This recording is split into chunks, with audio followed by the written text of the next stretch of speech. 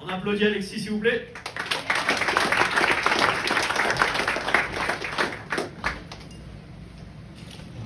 Alors, on va rester dans la thématique. Mesdames, messieurs, soyez les bienvenus aux portes du paradis. Merci. Merci. Donc c'est ça. Je suis là parce qu'en fait, je vais contrôler tout le monde. C'est ça. En fait, vous êtes assez surpris. Vous avez pris un billet pour une soirée d'humour. Vous avez commandé la bière et paf, t'as rien senti. Tu te retrouves là. En fait, quand tu meurs, c'est un peu comme quand t'es con. C'est surtout pour ton entourage que c'est difficile. Ok ? Donc, c'est ça. En fait, je suis désolé parce qu'en fait, il y en a beaucoup qui s'attendaient à voir Saint-Pierre ici. Et je suis obligé de le remplacer parce qu'on m'a dit qu'il faisait une pierre au rein. Alors, c'est une coïncidence. La même maladie qu'Alexis, là. C'est ça. Mais en fait, Saint-Pierre, comment dirais-je ? Il va pas bien. Il va pas bien. Saint-Pierre, qui est le gardien des clés du paradis, il part en sucette. Alors c'est une expression pour dire qu'il va pas bien. Le mois dernier, il n'arrêtait pas de nous faire des diarrhées. Avant ça, il perdait des bouts de barbe. Et c'est ça. Mais lui et tous ses apôtres, là, ben, l'époque n'est pas bonne pour eux. En fait, avant, c'était beaucoup plus simple au paradis. Hein, ils avaient 10 commandements. Pour contrôler les gens, c'était oui, non, oui, non. Aujourd'hui, le jugement dernier, c'est rendu le gros examen. Hein, on contrôle ton âme, ton CV, ta prostate. Alors si vous vous demandiez pourquoi j'avais ce gant-là, maintenant vous savez, c'est pas pour faire Michael Jackson, hein, c'est ça. Et donc c'est ça. Donc je vais vous demander de rester à vos places et de ne pas dépasser la ligne imaginaire qui est ici. Et je vais m'occuper de savoir si vous pouvez rentrer au paradis ou si vous devez aller chez Ozzy Osbourne, le prince des ténèbres. Ça paraît pas. Mais c'est quand même une job, hein, parce que si je ne fais pas attention, je vais laisser passer un fan de métal, et ça c'est interdit. Alors au paradis, on m'a expliqué qu'au niveau de la musique, c'était super strict. Les gens qui écoutent de la musique classique, oui. La disco, non. Le reggae, ça dépend de la hauteur des paupières. Mais le métal, surtout pas. Alors moi qui suis un fan d'Iron Maiden, à l'entretien d'embauche, j'ai rien dit. Mais d'un autre côté, je ne suis pas là pour rentrer au paradis. Mais pour préparer mon stage de remplacement de Saint-Pierre, j'ai quand même fait mes recherches sur la mort. Et j'ai découvert plein de choses intéressantes. J'ai découvert par exemple que la mort, c'est la chose la plus équitable et impitoyablement juste qui existe dans l'existence humaine. Ça et les hémorroïdes. Ok ? Oui, la mort, ça touche tout le monde, hein, que tu sois ultra riche et très puissant ou que tu sois vulnérable. Même si tu es humoriste, un jour, la mort vient te chercher en Fiat 500 comme un chauffeur Uber que tu n'aurais pas commandé, quoi. C'est ça.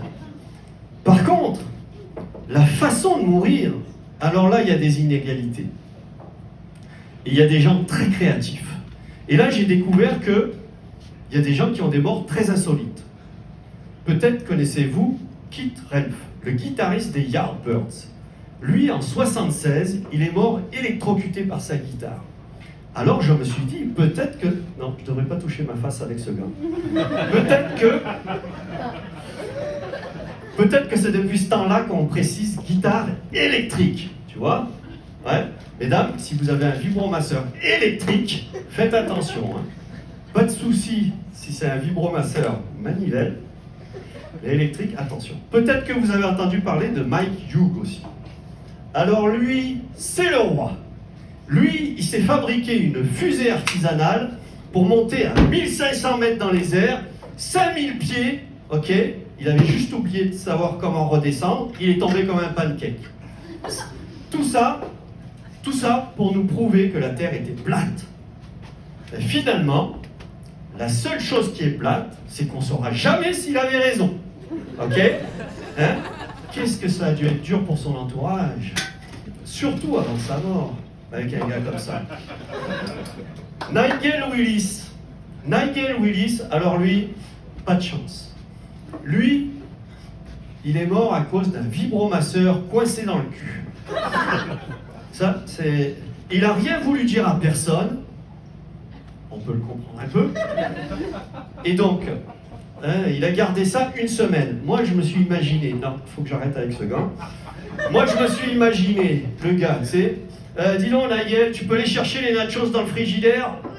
Oui, j'y vais. Bouge pas. Tu sais pas où elle est tes commandes? Non, mais je sais où elle est pas. Donc, il a gardé ça une semaine, donc ça a fini par lui perforer l'intestin, et il est mort d'une septicémie. Moi, quand j'ai vu ça, je me suis dit, non, il n'est pas mort d'une septicémie, ce gars. Il est mort blanc, c'est tout. En tout cas, bon, faut que j'arrête de niaiser, là j'ai une liste avec vos noms, et donc je vais commencer à appeler du monde. Donc Alexis, je l'espère, Thomas, il est encore vivant. J'appelle Harvey Weinstein. Il n'y a pas d'Harvey Weinstein? Comment ça, il n'est pas mort? Il est sur ma liste, hein, ça va pas tarder. Son cousin, Jeffrey Epstein. Dis donc, c'est quoi ce problème? Moi j'aurais aimé qu'il soit là, parce que j'ai beau être un stagiaire, à ce gars-là, là, je lui aurais fait une vérification de la prostate, ça lui aurait fait regretter ses hémorroïdes. Ah, je te le dis. Bon, sauf que le problème, c'est que je pense que vous n'êtes pas le bon groupe. C'est pas vous que j'attendais ce soir, ça doit être un coup de Saint-Pierre. Quand il a trop bu, là, il se prend pour réel. Il confond les hosties et les ovnis. Peut-être à cause de la forme, je sais pas.